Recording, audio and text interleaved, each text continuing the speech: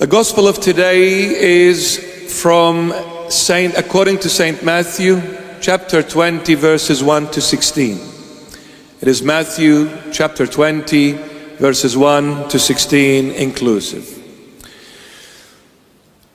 The last week or two, we had the readings from the Gospel according to St. Matthew. And it was more so of chapter 18, where the Lord Jesus was saying, unless you go back and become a little child, you cannot enter the kingdom of heaven. And we said, when you look at chapter 17 of Matthew, you'll see the Lord Jesus establishing his kingdom on earth. So 17 is the Lord establishing his kingdom. Chapter 19, the Lord is choosing people for his kingdom. And chapter 18, the way of his kingdom. So wherever there is a kingdom, a place, you need people for that kingdom.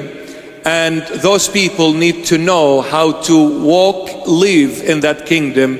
And the way of the kingdom of Christ on earth is going back and becoming a little child, i.e. innocence. Be innocent as a dove. Innocence. Now, since the Lord established his kingdom in Matthew 17, in 18 he showed the way to his kingdom, in 19 he chose people to his kingdom, obviously and chronologically, 20 is talking about working in his kingdom. When you bring people to the kingdom, then the next thing is required or asked of them to do is to work for the kingdom. So in this chapter, the Lord gave this parable.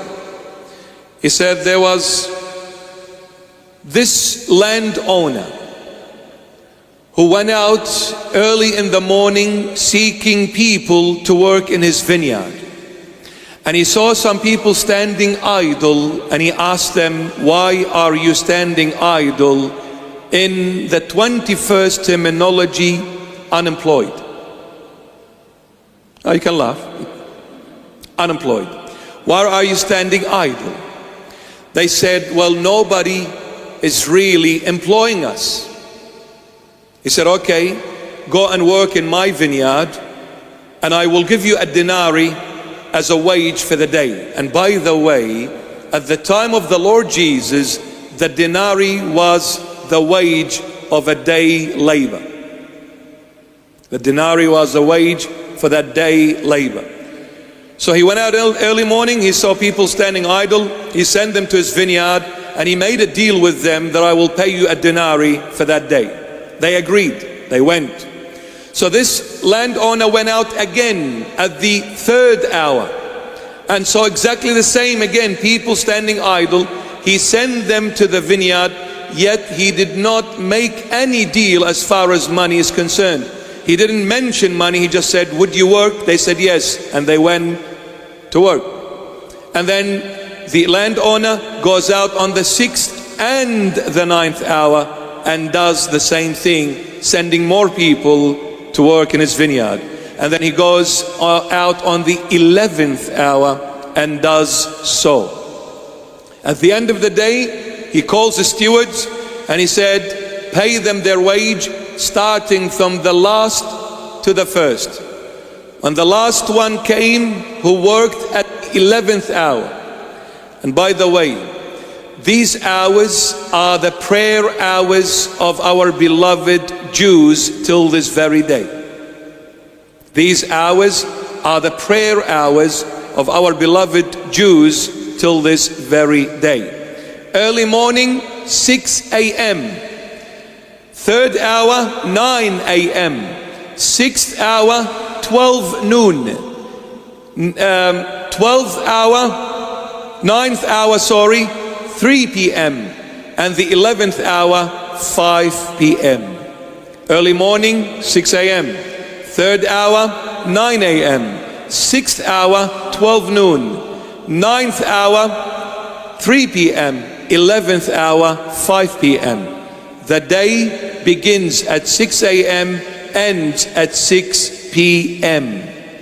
So those who worked at the 11th hour, i.e. 5 p.m., they only worked for 1 hour and 1 hour only.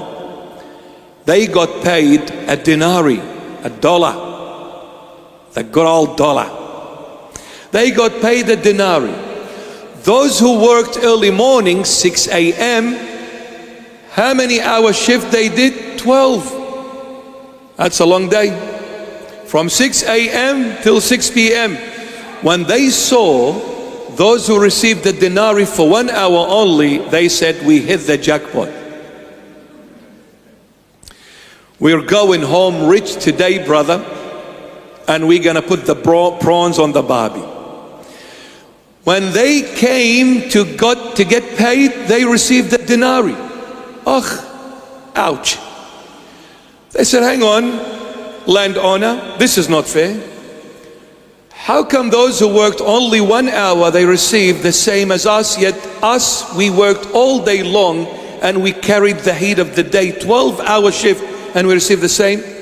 He said, didn't I make a deal with you and said, I'll pay you a denarii, and you agreed? I said, yes. He said, okay, well, what's your problem then? I'm fair.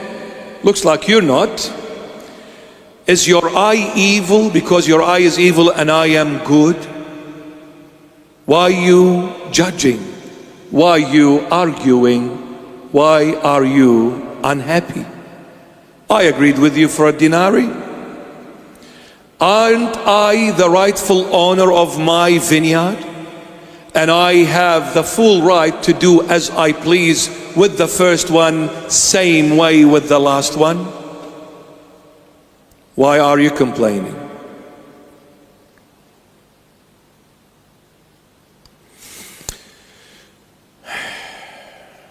Don't we complain?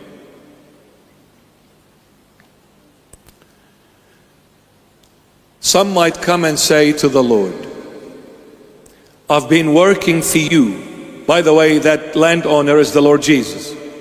That vineyard is the church. The vineyard is the church.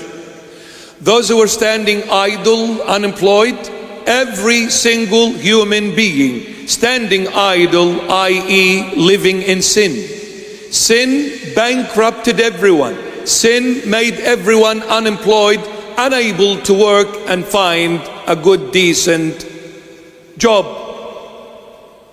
As sinners, all of us were outside the circle of God. God came looking for sinners, and He sent them to His church, the vineyard, and said, I will pay you if you work there. So someone will come after being chosen by the Lord, after being revived by the Lord, after being saved by the Lord, and taken back from the world into the kingdom of heaven, from the world into the church. And after working in the church for so many years for the Lord, and the Lord chooses more people for His house, for His church. One has been working 20, 30 years for the Lord, and someone walks through the front door today, the Lord pays the one who just walked through the door the same wage as the one who has been working 30 years. The one who's working 30 years whinges and complains and says, Lord, this is not fair. All my life I worked for you in your church, and this person just walked in today and he's being rewarded the same way as me.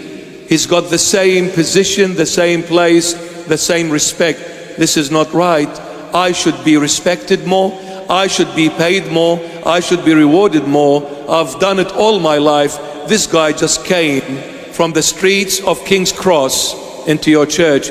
Not right, not fair, Lord Jesus. The Lord will say, I'm the rightful owner of the church. I do as I please, and I pay as I please. I reward as I please. What's it to you? Let me ask you, if it wasn't for me, I, Jesus Christ of Nazareth, You who are complaining now and saying, I've served you 30 years in your holy church. If it wasn't for me, where would you have been all these 30 years? You would have been in hell.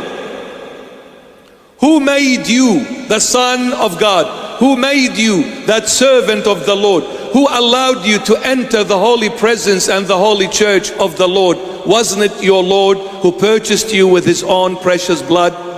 Remember, where would you have been without the Lord's mercy? Where would you have been?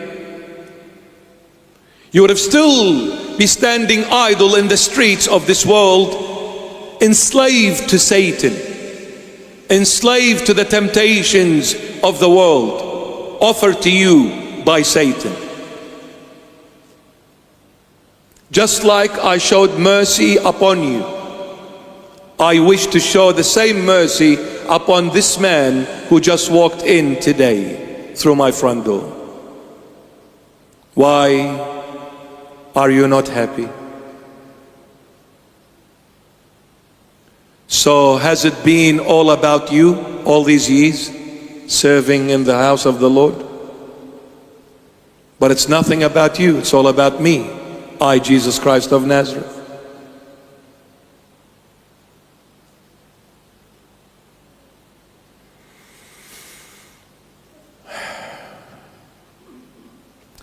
When we come to the Lord Jesus, we need to come for Him and Him only.